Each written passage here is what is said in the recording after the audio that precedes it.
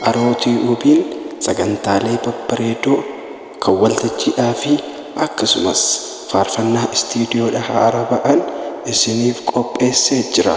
Maarre Arootii'uubii namoonni maatii hin ta'in jirtan hundumti keessan akka subscribe gootanii maatii taatan gamanumaan isin affeeruu jaallanna.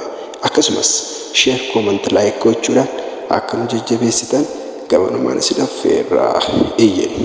Arootii'uubiin sagantaalee mimmiidhagoo kan ta'an faarfannaa haaraa, walaloo, diraamaa fi kan kana barumsa wangeelaa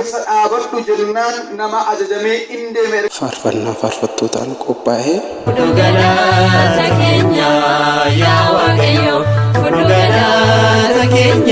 akkasumas walaloo waltajjii irratti dhiyaate faarfannaa barattoota dilbataa waltajjii irratti dhiyaate